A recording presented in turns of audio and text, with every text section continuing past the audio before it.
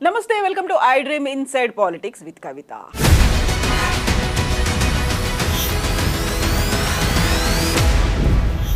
హైడ్రాని ఏర్పాటు చేసిన తర్వాత రోజులు గడిచిపోతున్నాయి. రూల్స్ అండ్ రెగ్యులేషన్స్ ఫ్రేమ్వర్క్ కూడా మారిపోతోందా? హైడ్రాని కాస్త డైల్యూట్ చేస్తున్నారా, లేకుంటే పక్కాగా పకడ్బందీగా అమలు అయ్యేలా ఏర్పాట్లు జరుగుతున్నాయా? హైడ్రాకి సంబంధించి ఇప్పటికీ ఇంకా ఎందుకు క్లారిటీ రాలేదు, కన్ఫ్యూజన్స్ ఎందుకు కొనసాగుతున్నాయి? మనతో పాటుగా ఉన్నారు పొలిటికల్ అనలిస్ట్ ప్రొఫెసర్ ఘంటా చక్రపాణి గారు.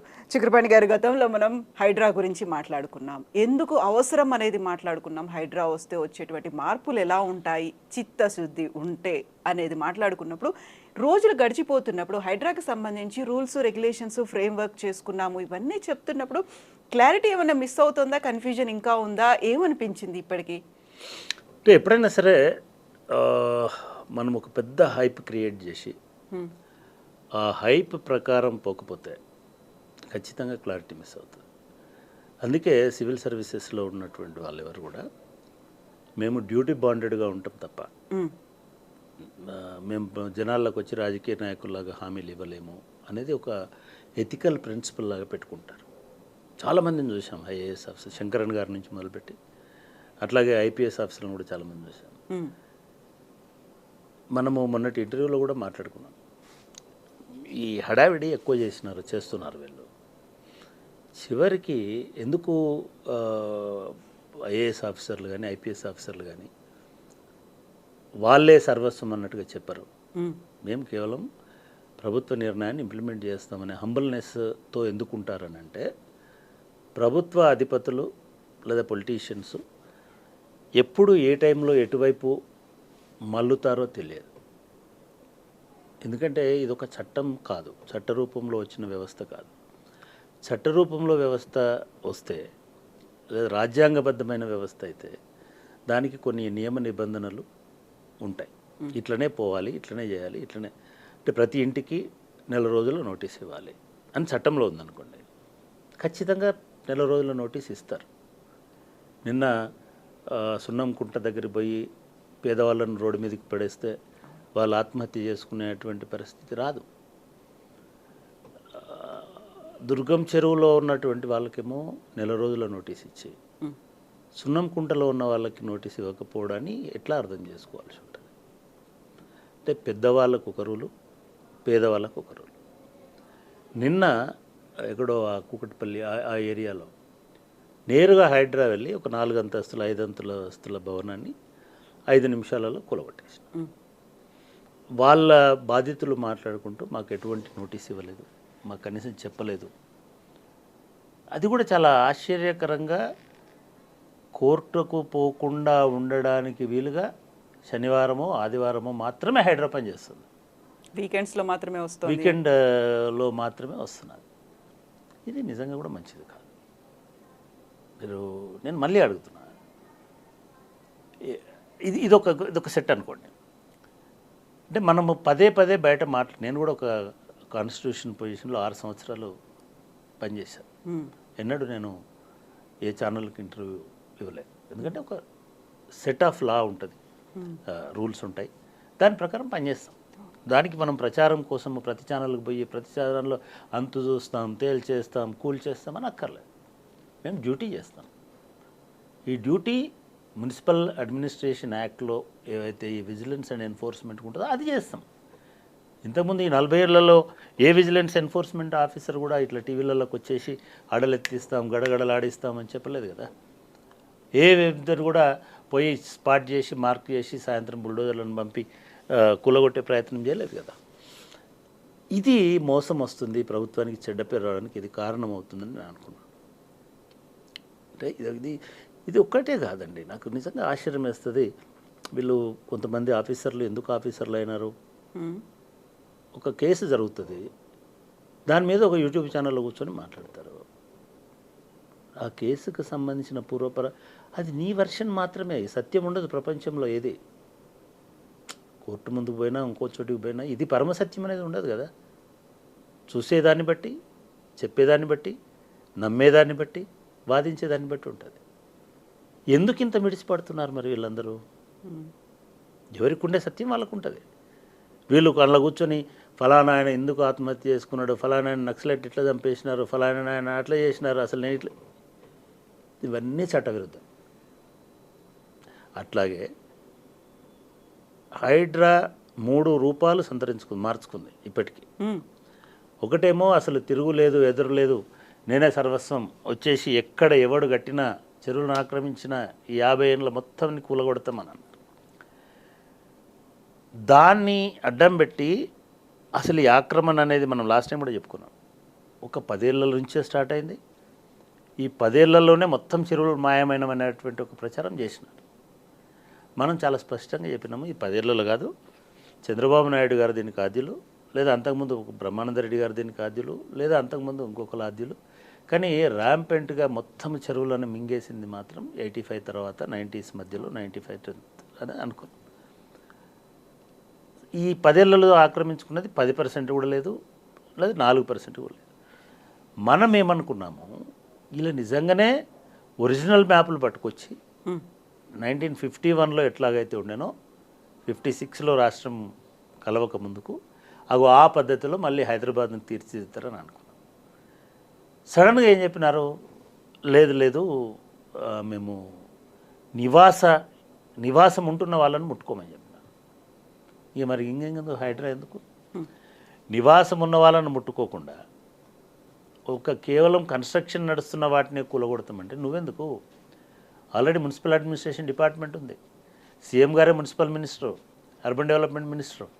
ఆయన ఒక్క సర్క్యులర్ ఇచ్చేసి మీరు మ్యాప్ ప్రకారం వెళ్ళండి, పాత అన్ని రివ్యూ చేయండి, కన్స్ట్రక్షన్లో ఉన్నాయన్నీ అని అంటే అయిపోయింది. దానికి ఒక వ్యవస్థ సెటప్, దానికి ఒక హైపు, దానికి ఒక ఇదంతా ఎందుకండి? ఎందుకు చేస్తున్నారు ఇది అర్థం కానిటువంటి సమస్య. ఒక విమర్శ ఏమొచ్చింది, దుర్గం చెరువులో ఉన్న వాళ్ళకి నోటీసులు ఎందుకు ఇచ్చారు, గండిపేట దగ్గర కట్టిన వాళ్ళకు నోటీసులు ఇవ్వకుండా ఎందుకు కూలగొట్టారు? ఈ క్లారిటీ లేదు. పోనీ దుర్గం చెరువులో ఉన్న వాళ్ళకి నోటీసులు ఇచ్చి నిన్న సున్నం చెరువు అది అదే ఏరియాలో, అది పక్కదే, దాంట్లో 3 సంబంధించి నిన్న సూసైడ్ చేసుకున్నారు, అటెంప్ట్ చేసినారు పెట్రోల్ పోసుకొని. వాళ్ళు ఎవరు అని ఆరాధిస్తే 2 డ్రైవర్లు, ఒక ఇళ్లలో పనిచేసి బతుకుతున్నారు. అసలు వాళ్ళనేమో కూలగొట్టి వీళ్ళని ఎందుకు మీరు ఆపుతున్నారు? ఏం జరుగుతుంది? ఇది హైడ్రా తేల్చుకోవాల్సిన అవసరం ఉంది. హైడ్రా నంబర్ 1, తక్షణమే ఒక వైట్ పేపర్ ప్రజెంట్ చేయండి. ఎన్ని కూలగొట్టినారు, దీనిలో ఎన్ని భూ ఆక్రమణదారులవి, అంటే అమ్మకుండా ఒకే మనిషి 5 ఫ్లోర్లు వేసుకున్నాయి, ఎన్ని ఫ్లాట్స్, దానిలో కొన్న వాళ్ళు ఎవరు, దానికి పర్మిషన్లు ఇచ్చినారా లేదా, దానికి లోన్లు ఇచ్చినారా లేదా, ఇది ఒక డీటెయిల్డ్గా మీరు ఈ 1 మంత్ అవుతుంది ఇప్పుడు హైడ్రా వచ్చి దగ్గర ఈ 1 మంత్లో మీ కార్యకలాపాలను ప్రోగ్రెస్ మీ వెబ్సైట్లో, ఇది ఒక పౌరుడిగా ఎవడైనా అడగాల్సినటువంటి బాధ్యత ఉంటుంది. మీ పర్ఫార్మెన్స్ రిపోర్ట్, ప్రోగ్రెస్ కూడా మీ పర్ఫార్మెన్స్ రిపోర్ట్ ఇవ్వండి, అది పబ్లిక్ డొమైన్లో పెట్టండి ఎవరిని కూలగొడుతున్నారు. రెండవది మీ పాలసీ ఏమిటో చెప్పండి, ఎట్లా కూలగొడతారు? మీరు నోటీసులు ఇస్తారా, నెల రోజులు నోటీసులు ఇస్తారా, లేదు 15 రోజులు ఇస్తారా, 3 నెలలు ఇస్తారా? మీ ఇష్ట ప్రకారం ఉండదు. మీ మున్సిపల్ అడ్మినిస్ట్రేషన్ యాక్ట్ ఏం చెప్తుంది? విజిలెన్స్ రూల్స్ ఉన్నాయి కదా, దానిలో ఎన్ని రోజుల ముందు నోటీస్ ఇవ్వమన్నది, ఎవరికి నోటీస్ ఇవ్వమన్నది, దాన్ని అదేమిటో మీరు పబ్లిక్ డొమైన్లో పెట్టండి.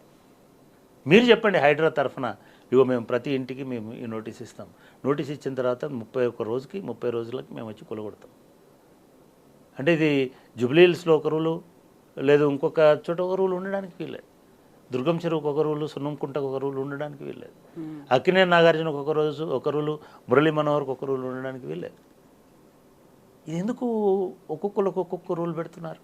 ఇక్కడే కదా ఆ క్వశ్చన్ వస్తుంది, అసలు ఎన్ కన్వెన్షన్ ఎందుకు కూల్చారు, అంత హడావుడి ఎందుకు పడ్డారు? కండిషన్ పెట్టుకున్నప్పుడు మనం మొన్న అనుకున్నాం, పోలీసు మనస్తత్వము, పోలీసు నైజం ఎట్లుంటుందంటే తోడుపోడు చేయాలి. వచ్చేసి ఫస్ట్ డే ఒక కొత్త ఆఫీసర్ వచ్చిండనంటే ఫట్ మన రోడ్డు మీద 4గురిని వేసారు, అందరూ మాట్లాడుకుంటారు, అది ఒక టాక్ ఆఫ్ ద టౌన్ లాగా అయిపోవాలి. హైడ్రా కేవలము లో ప్రొఫైల్గా పనిచేస్తే ఇంత త్వరగా ఇంత రిజల్ట్ ఉండదు అనేది ఆయననే చెప్పినాడు. హైడ్రా కమిషనర్ ఆయన ఏమంటారు. ఇప్పుడు హైడ్రా అన్న తర్వాత దానిలో మనుషులు ఉంటారా అనిపిస్తుంది. అంటే ఇప్పుడు ఒక రకమైనటువంటి దీనిలోకి పడిపోతున్నారు. సో నేనేమంటున్నానంటే మీరు స్పష్టంగా మీ విధి విధానాలు ఏమిటో చెప్పండి. మీ మ్యాండేట్ ఏంటిది, అసలు మీ చట్టం ఏం చెప్పింది మీకు, ఆ చట్టం ప్రకారం మీరు ఏం చేస్తున్నారో చెప్పండి, ఏం చేయాలో చెప్పండి. ఇగో ఇట్లా ఇట్లా ఇట్లా ఇట్లా అని చేయండి. నెంబర్ 1. నెంబర్ 2, ఫస్ట్ మీరు సర్వే చేయండి, ఐడెంటిఫై. ఆల్రెడీ ఉంది. ఇగో ఈ చెరువులలో ఇన్ని ఆక్రమణలు ఉన్నాయి, ఇగో ఇది ఒరిజినల్ మ్యాపు, ఎల్లో లైన్ తర్వాత రెడ్ లైను, ఈ రెడ్ లైన్కి ఎల్లో లైన్కి మధ్యలో ఉన్నదంతా బఫర్ జోను. సో ఈ బఫర్ జోన్లో ఉన్న వాళ్ళందరూ అందరినీ కూల్ చేస్తాం చెప్పండి. అంటే అప్పుడు మీ నిజాయితీ తెలుస్తుంది కదా, కొన్ని ప్రజలకు కూడా తెలుస్తుంది కదా, ప్రజలకు కూడా ఇన్ఫర్మేషన్ ఇవ్వండి. ఇది హైడ్రా చేయాల్సినటువంటి పనులు 3 వచ్చినాయి ఇప్పుడు. ఒకటి, మీరు నోటిఫై చేయండి ఫస్ట్, ఎన్ని కుంటలు ఎంత మేరకు ఆక్రమణ మీరు చెప్తున్నారు. మీరు ఎట్లా చెప్తున్నారో మాకు తెలియాలి కదా. ఇప్పటికి 3000 చెరువులకు బఫర్ జోన్ FTL ఏంటి దానికి అనేది ఆధారం ఏంటండి, ఈ 3000 చెరువుల పిక్చర్స్ని మీరు పెట్టండి. దాన్ని పెట్టి ఆ పిక్సెల్ ప్రకారం ఏది ఎంత మేరకు ఆక్రమింది పెట్టండి. ఇప్పుడు మీరు ఓవైసీ కాలేజ్ ఎట్లా బయటకు వచ్చింది, సల్కం చెరువు ఎట్లా వచ్చింది అంటే మీరు పెడితేనే వచ్చింది, ఎక్కడో మీరు రివీల్ చేస్తేనే వచ్చింది కదా. అంటే సెలెక్టివ్గా రివీల్ ఎందుకు చేస్తారు? టోటల్గా మీరు చెప్తున్నటువంటి అన్ని చెరువులు పిక్చర్స్ పెట్టండి వెబ్సైట్లో పెట్టి, ఇవన్నీ ఆక్యుపై అయినాయి, వీటన్నిటిని మేము ఖాళీ చేయిస్తాం. Number 1, notifying that entire issue, entire picture అది నోటిఫై చేయండి. ఆల్ లేక్స్, చెరువులు, కుంటలు, జనవనరులు, మూసి ఏదైనా సరే వాటన్నిటిని మీరు పెట్టే ప్రయత్నం చేయండి. అది మొదటిది. 2, మీ విధి విధానాలు ఏమిటో కూడా 2వ షీట్ పెట్టండి. మీరు నోటీస్ ఇస్తారా, లేదా పేస్ట్ చేస్తారా, మనుషులు ఉంటే ఇస్తారా, మనుషులు లేకుంటే ఇస్తారా, లేకపోతే మనుషులు ఉంటే గులగొడతారా, మనుషులు లేకుంటే గులగొడతారా, అద్దెకిస్తే గులగొడతారా, అమ్ముకుంటే గులగొడతారా, కిరాయినోళ్ళే గులగొడతారా, ఓనర్, ఇవన్నీ ఏదో మీ భాషలో మీరు చెప్పండి. ఇక మేము ఇవైతే ఇది మా నిబంధనలు అనేది చెప్పండి. 3వది, మీరు ఇప్పటి వరకు చేసినటువంటి మొత్తం డెమాలిషన్స్ ఏంటి, ఎన్ని ఎకరాల మేర మీరు చెరువులను మళ్ళీ కాపాడినారు, వాటిని మళ్ళీ అదే ప్రొటెక్టెడ్ జోన్ అట్లాగే ఉంచడానికి మీరు ఏమైనా కంచెలు వేస్తారా? మున్సిపాలిటీ చెరువుల చుట్టూ ఇంతకుముందు చేశారు అట్లా. అవును, డిజాస్టర్ మేనేజ్మెంట్ ఎలా చేయబోతున్నారు? ఇది చాలా ఇంపార్టెంట్. వాళ్ళు వచ్చి కూలగొట్టి, ఇది అందుకే బుల్డోజర్ల రాజ్యం అనేటువంటి ధోరణిలో కనబడుతుంది. బుల్డోజర్కి మెదడు ఉండదు, బుల్డోజర్కి హృదయం ఉండదు, బుల్డోజర్కు మంచి ఏదో తెలియదు, బుల్డోజర్కు చెడేదో తెలియదు, వదిలేస్తే పోయి గుట్టుకో.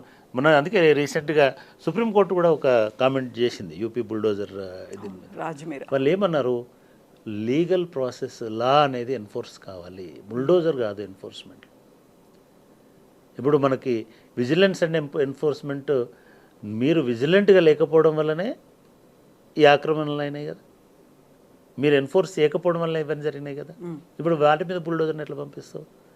పంపితే ఇంతకుముందు పనిచేసినటువంటి ఆఫీసర్ల మీద పంపాలి కదా.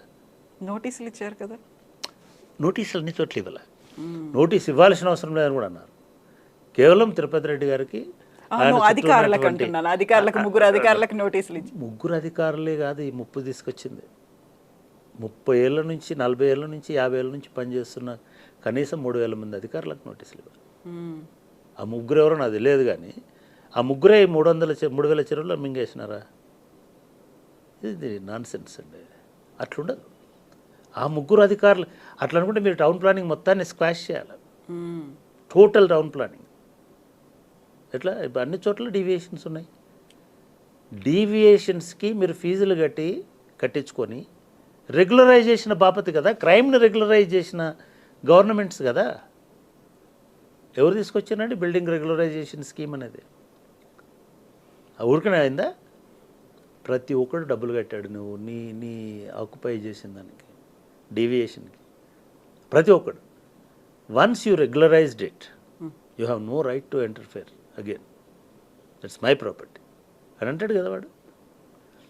నేనేమంటున్నానంటే ఇందాక చెప్పిన 3తో పాటు, yes you list out all the properties violate చేసి కట్టిన ప్రాపర్టీస్ అన్నిటిని నంబర్ల వైజ్గా వేసి అప్పుడు కోర్టు రియల్ అవతారం ఏంటిది, రియల్ ఇష్యూ ఏంటిది అనేది అర్థం చేసుకుంటుందని నేను అనుకున్నాను. వీళ్ళందరూ ఊరుకోరండి. ఆల్రెడీ మీకు ఇంక 15 రోజులు అయింది దుర్గం చెరువులో ఇచ్చిన నోటీసులు, ఇంకో 15 రోజుల్లో తెలుస్తుంది. నేనేమంటానంటే ఈ పేదవాళ్ళని మనం లాస్ట్ వీడియోలో కూడా చెప్పినాం, మీరు 3 రకాల పద్ధతులు పెట్టుకోండి. ఎవడైతే నిజంగానే ఎకరాలు కబ్జా చేసి స్టూడియోలో లేకపోతే ఇంకొకటో కట్టుకున్నారనుకోండి, లేదు ఫంక్షన్ హాల్స్, కన్వెన్షన్ సెంటర్లో, ఫైన్, మనం సమర్థించాల్సిందే. ఈవెన్ కాలేజీలో, అంటే any commercial activity, commercial establishment business establishment, వాటిని నిర్దాక్షిణ్యంగా కూల్చేయండి. అది ఏ కాలేజ్ అయినా, ఓవైసీ అయినా, మల్లారెడ్డి అయినా, లింగారెడ్డి అయినా, నో ప్రాబ్లం, అన్నిటినీ క్లియర్ చేయండి. ఎందుకంటే దాని మీద నుంచి బిజినెస్ నడుస్తుంది కాబట్టి, ఒక వ్యక్తి లబ్ధి పొందుతున్నాడు కాబట్టి దాన్ని మనం సహించాల్సిన అవసరం లేదు. రెండవది, పెద్ద వెంచర్లు వేసి పెద్ద ఇల్లులు కట్టి 500 గజాలు 1000 గజాలు వాళ్ళందరినీ పంపించేసేయండి. ఎఫ్టీఎల్లో ఉన్న, బఫర్లో ఉన్న పంపించండి. పుట్టిగానే పంపించాలా, లీగల్ గ్రౌండ్స్ ఏమన్నా వాళ్ళ మీద చర్యలు తీసుకోవాలా, అది ప్రభుత్వం ఒక చట్టము, ఒక విధి విధానము తీసుకురండి. ఆ వెంచర్ వేసిన వాడిని పిలవండి. వాళ్ళు ఇవన్నీ ఎందుకు చేయలేకపోతున్నారంటే, వెంచర్ వేసిన వాడు చూపిస్తాడు అన్ని డాక్యుమెంట్లు, మున్సిపల్ పర్మిషన్ చూపిస్తాడు, టౌన్ ప్లానింగ్ అప్రూవల్ చూపిస్తాడు. అందుకే మనం అన్నాము, ఇది పులి మీద స్వారీ అంటే గవర్నమెంట్ మీదనే స్వారీ. పులి ఏం కొత్త ఇదేం కాదు, ఆ పులే ఇవన్నిటిని చేసింది. ఇప్పుడు దాన్నే తిప్పుతున్నాను, సరికొత్తగా ట్రాన్స్ఫార్మ్ అయిన పులి. సో ఇప్పుడు మూడవది, మనం మొన్న కూడా చెప్పాము, ఒక 1000 గజాలలో 1000 ఎస్ఎఫ్టీల లోపు ఉన్నటువంటి వాళ్ళకి యూపే కంపెన్సేషన్. మధ్యతరగతి వాడు జీతంలోంచి, శ్రమలోంచి, ట్యాక్స్లోంచి కట్టిన బ్యాంక్ లోనో ఇంకో లోనో తీసుకొని కట్టుకుని ఉంటాడు. ఎందుకంటే నీ అప్రూవల్ని బేస్ చేసుకొని వాడు కట్టినాడు, వాడు అలా చేరినాడు. సో అటువంటి వాళ్ళకి మీరు కంపెన్సేషన్ పే చేయండి. ఇప్పుడు నిన్న లక్ష్మి అనే అమ్మాయి వీళ్ళందరూ సూసైడ్ చేసుకోవడానికి అటెంప్ట్ చేశారు కదా, అటువంటి పేదలకి మీ డబుల్ బెడ్రూమ్ ఇళ్ళు ఖాళీగా ఉన్నాయి, లక్షల ఇళ్ళు ఖాళీగా ఉన్నాయి. ఇమ్మీడియట్గా ఈ చెరువుల్లో, కుంటల్లో ఉండి 10 ఏళ్ళు 5 ఏళ్ళు మినిమం 30 ఏళ్ళ నుంచి మొదలుపెట్టి ఇప్పటి వరకు ఉంటున్న వాళ్ళని రిహాబిలిటేట్ చేయండి. మనం చెప్పాము, ఆర్ఆర్ ప్యాకేజ్ కూడా ఇవ్వండి, తప్పేం లేదు. చెరువును కాపాడడం కోసం కేవలం బుల్డోజే కాదు, మీ రిహాబిలిటేషన్ ప్యాకేజ్ కూడా ఉండాలి, రీసెటిల్మెంట్ ప్యాకేజ్ కూడా ఉండాలి, లేదా వాళ్ళకి ఎక్స్గ్రేషియాలు లేకపోతే వాళ్ళకి కంపెన్సేషన్ కూడా ఇవ్వాలి. ఈ నేను ఇందాక చెప్పినట్టు ఆ 1000 గజాలు ఉన్న వాళ్ళకి కట్టియండి, ఆ కాలంలో ఎంత కట్టినారో వాళ్ళు. లేదా ఒక గవర్నమెంట్కి ఒక లెక్క ఉంటుంది, ప్రతి ఏరియాలో ఎస్ఎఫ్టీ ఎంత అనేది ఉంటుంది. అది బయట ఎక్కువ ఉండొచ్చు, కానీ గవర్నమెంట్ మాదాపూర్లో ఇప్పటికీ 1000 రూపాయలకు 4000కు గజం చొప్పున, ఎకరం మన ఎస్ఎఫ్టీ చొప్పున అమ్ముతారు. బయట 6000 అమ్మినా దాని వాల్యూ అనేది 4000. ఆ లెక్కనైనా సరే వాళ్ళకు కంపెన్సేట్ చేయండి. కొంత వాళ్ళు నష్టపోతారు, కొంత బిల్డర్ని దానికి బాధ్యుని చేయండి. బిల్డర్ కనుక ఇంకా యాక్టివ్గా ఉంటే వాడి అసెట్స్ని వాడిని బ్లాక్ లిస్ట్లో పెట్టండి. లేదు బిల్డర్ అమ్ముకున్నాడు వెళ్ళిపోయినాడు, వాడు అసెట్స్ని సీజ్ చేయండి. ఇట్లా చేయాలంటే ఒక కొత్త చట్టం తీసుకురావాల్సిన అవసరం ఉంటుంది, ఒక కొత్త లీగల్ శాంటిటీ తీసుకొచ్చుకోవాల్సిన అవసరం ఉంటుంది. మనము అన్ని రకాల పనులని హైడ్రా చేస్తుంటే చేయదు. రచనారెడ్డి గారు అనే అడ్వకేట్ గారు చెప్తున్నారు, అట్లా చేయడానికి కుదరదు. మీరు చట్టాన్ని తీసుకురావాల్సిందే, తొందర ఏం లేదు. వాళ్ళు ఎక్కడికి పారిపోరు. మీరు లిస్ట్ అవుట్ చేయండి, ప్రాపర్టీస్ని ఐడెంటిఫై చేయండి, మార్క్ చేసి పెట్టండి. అట్లనే ఇప్పటివరకు ఏం చేశారో చెప్పండి. ఇవన్నిటితో పాటు ప్రభుత్వం ఈలోగా అసెంబ్లీలో ఓ చట్టం చేయండి, లేదా ఒక ఆర్డినెన్స్ తీసుకురండి. రేపే గవర్నర్ గారు సైన్ చేస్తారు. ఓ ఆర్డినెన్స్ తీసుకురండి. చట్టబద్ధత అనేటువంటిది చెరువులను కాపాడడంలో చిత్తశుద్ధి ఉంటే దానికి చట్టబద్ధత వస్తుందని నేను అనుకున్నాను. అటువంటి ఒక చట్టబద్ధమైనటువంటి వ్యవస్థను ఏర్పాటు చేయండి. ఖచ్చితంగా హైడ్రా ఉండాలి. హైడ్రా పనుల్లో పారదర్శకత ఉండాలి, ట్రాన్స్పరెన్సీ ఉండాలి. హైడ్రా హ్యూమన్గా కూడా ఉండాలి, మానవీయ కోణంలో ఉండాలి.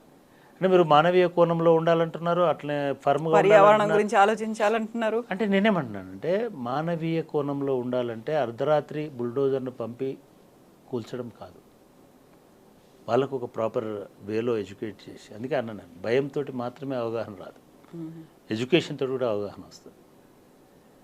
భయంతో అవగాహన వస్తుంది అంటే కొట్టే సార్లే కరెక్ట్ చదువు చెప్తారన్నట్టు ఉంటుంది. స్కూళ్ళలో కొట్టడాన్ని ఇప్పుడు బ్యాన్ చేసినాం, శిక్షించడాన్ని బ్యాన్ చేసినాం. ఎడ్యుకేషన్ అప్రోచ్ మారింది, హైడ్రా కూడా అప్రోచ్ మారాలి, హైడ్రా ఉండాలి. నేను చెప్పిన ఈ 4 చేయమనండి, ఈ 4 చేయాల్సిందే, హైడ్రా కొనసాగించాల్సిందే. నేను ఇప్పుడు చెప్తున్నా అంటే మన అంచనాకు చెప్తున్నా, ఎందుకంటే దుర్గం చెరువు స్టోరీలో మనం మొదటి నుంచి గమనిస్తున్నాం కాబట్టి. దుర్గం చెరువులో రిహాబిలిటేట్ చేయాల్సిన వాళ్ళు 10 మంది కూడా లేరు దుర్గం చెరువులో ఆకుపై. ఎందుకంటే దుర్గం చెరువును ఆనుకొని 8 సొసైటీలు ఉన్నాయి, హౌసింగ్ సొసైటీలు. దీంట్లో 1000 గజాలు నుంచి 300 గజాల దాకా మినిమం పెట్టుకున్నారు. 50 గజాల్లో 100 గజాల్లో ఉన్న ప్లాటింగ్ లేదు. మరి అయిపోయాయి, మీరు ఎందుకు ఆ 8 సొసైటీలలో నోటీసులు ఇవ్వండి, మీ ఏవేవైతే దీనిలో ఉన్నాయో వాళ్ళకు నోటీసులు ఇచ్చి ఖాళీ చేయించండి. సో ఇట్లా చేయించాలంటే హైడ్రాకి బలం ఉండాలి. దానికి సంబంధించి ఒక చట్టం తీసుకొచ్చుకుంటే డెఫినెట్గా ఈ చెరువులు క్లీన్ చేసేటువంటి దానిలో చిత్తశుద్ధి ఉంది అనేటువంటిది నిరూపించుకోవడానికి ఆస్కారం ఉంటుంది. నేను మళ్ళీ చెప్తున్నా రంగనాథ్ గారికి, ఆయన ఎవరో నాకు పెద్దగా నేను ఎప్పుడు కలవలేదు, పరిచయం లేదు, కానీ మంచిగా విన్నాం ఆయన గురించి. మీరేదో చేస్తామని ఊరికనే చెప్పి రేపు చేయకపోతే మీ క్రెడిబిలిటీకి ప్రమాదం. కాబట్టి మీరు గవర్నమెంట్ని అడగండి ఏం చేయాలో, ఆ మేరకే చేయండి. సో ఇప్పటికీ రంగనాథ్ గారికి ఏం చేయాలనేది చెప్పలేదంటారా, క్లారిటీ లేకుండానే? అంటే నేనేమన్నానంటే క్లారిటీ ఉండి చెప్పారా లేక చెప్పారా, 3 ప్రశ్నలు మనం అడగట్లేదు, జనం అడుగుతున్నారు. ఒకటి, ఒక ఏరియాలో నోటీస్ ఇచ్చి కూల్చకుండా ఎందుకు ఆపారు? 2, నోటీసులు ఇవ్వకుండా హడావిడిగా వచ్చి ఎందుకు కూల్చారు? 3, కోర్టులో ఉన్న ప్రాపర్టీస్ని ఎందుకు కూలగొట్టకుండా ఎందుకు కూల్చేస్తున్నారు? ఆల్రెడీ నిర్మాణం అయిపోయింది వదింది. 3, 20 ఏళ్ళ నుంచి 4, 20 ఏళ్ళ నుంచి 30 ఏళ్ళ నుంచి నివాసం ఉంటున్న వాటిని ఎట్లా కూలుస్తున్నారు? ఈ 4 ప్రశ్నలకు తోడు మీరు నిన్న అది యూట్యూబ్ ఛానల్లో లేకపోతే జేట్యూబ్ ఛానల్లో తెలియదు, కానీ ఒకటి వార్త ఏం ఫ్లోట్ అయింది, మనుషులున్న వాటిని కూల్చము, పశువులు ఉన్న వాటిని కూలుస్తామా? ఇల్లు అంటేనే, కబ్జా అంటేనే మనుషులు చేస్తారు, ఎందుకు కూల్చవు మనుషులు ఉన్న వాటిని? దీనికి ఆన్సర్ కావాలి. మనుషులు ఉన్న వాటిని ఎందుకు కూల్చరు? మీరు మొన్న నోటీసులు ఇచ్చింది మనుషులు ఉన్న వాటికా, మనుషులు లేని వాటికా? స్వయాన ముఖ్యమంత్రి గారి సోదరుడికి నోటీసులు ఇచ్చినామని కదా మీరు చెప్పినారు. ఆయన కూడా చెప్పాడు కదా, నాకు నోటీస్ ఇచ్చారు, నేను 1 రోజుల్లో ఖాళీ చేస్తున్నాను అని. నువ్వు కూల్చినప్పుడు ఎందుకు ఖాళీ చేయాలా? అంటే దాన్ని సేవ్ చేయడానికైనా నువ్వు మనుషులు ఉన్న వాటిని కూల్చమని చెప్పింది? మనుషులున్న ఆక్రమణలను కూల్చకూడదని మీ మున్సిపల్ యాక్ట్లో ఉందా? మీ విజిలెన్స్ అండ్ డిజాస్టర్ మేనేజ్మెంట్ గైడ్లైన్స్లో ఉందా? ఇది ఏమిటి? ఎందుకు వస్తుంది ఇట్లాంటి రెండో వర్షన్? ఇన్ని క్వశ్చన్స్ కూడా ఎందుకు వస్తున్నాయి? ఆబ్వియస్ వస్తాయి. మీరు రోజుకొక, నేనే ఒక ఇష్యూ మీద రోజుకొకటి మాట్లాడినా అనుకో, కింద వాడు కామెంట్ చేస్తాడు, నువ్వేంద్ర రోజుకొకటి మాట్లాడుతున్నావు. అట్లాంటిది ఒక ఆఫీసర్ కదా ఆయన, ఒక వ్యవస్థ, ఇండివిజువల్ కాదు, ఒక సిస్టమ్. నేనేమంటున్నా అంటే సిస్టమ్కి ఒక ఫంక్షన్స్ ఉండాలి, సిస్టమ్ కొన్ని గైడ్లైన్స్ ఉండాలి, సిస్టమ్కి ఒక మ్యాండేట్ ఉండాలి, సిస్టమ్కి ఒక ప్రోగ్రామ్ ఉండాలి, సిస్టమ్కి ఒక జడ్జిమెంట్ ఉండాలి. ఇవి లేకపోతే సిస్టమ్ కాదు, అనార్కీ అవుతుంది. ఇది లేకపోతే బుల్డోజరే అవుతుంది. కాబట్టి అది కావడాన్ని కోరుకున్నాం హైడ్రాని. ఎస్ చక్రపాణి గారు, థ్యాంక్ యూ సో మచ్. మళ్ళీ మనం మాట్లాడుకుందాం, ఎందుకంటే బోల్డ్ అన్ని డెవలప్మెంట్స్ హైడ్రాలో ఉన్నాయి అండ్ ఎలా రూపాంతరం మళ్ళీ చెందబోతోందో తెలుసుకోవడానికి. అది చేయాలి. Exactly. Let us see. Thank you so much అండి.